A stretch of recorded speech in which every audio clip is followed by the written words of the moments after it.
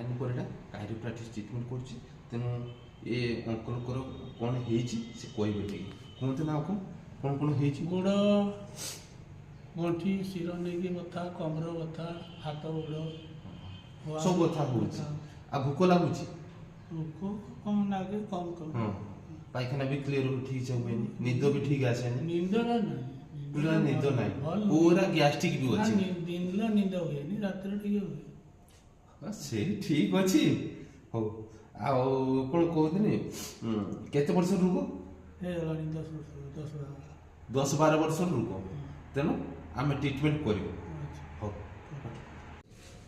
ହେଇଛି, ଧରିଥିବେ ଖାଞ୍ଚି ହାତ ଛାଡ଼ିବେନି।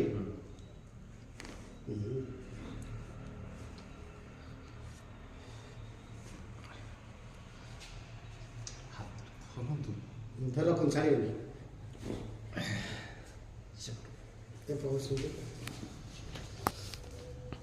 ଏପଟ ସେପଟ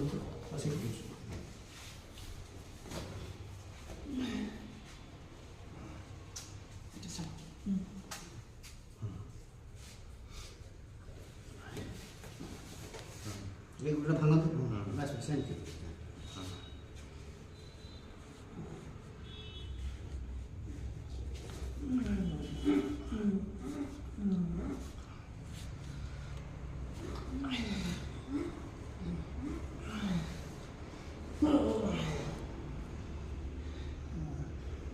କୋଉଠି ରହିଲା ବଥା? ଗଣ୍ଠି। ଗଣ୍ଠି। ଆଉ କୋଉଠି ବଥା ରହିଛି? ଆଉ ନାହିଁ, ଟିକେ ବସ, ଉଠ, ଭଲ କି ବସ, ଧୀରେ ଧୀରେ ବସ, ଧୀରେ ଧୀରେ ଉଠିବ। ଭଲ ଲାଗୁଛି? ଆଉ କୋଉଠି ଏପଟେ କୋଉଠି ବଥା ରହୁଛି? ନାହିଁ? ତେଣୁ ଠିକ୍ ଅଛି, ମୋ ସାଙ୍ଗର ସର୍ଟ ଆଉଟ୍ କରୁ, ରହୁଛି।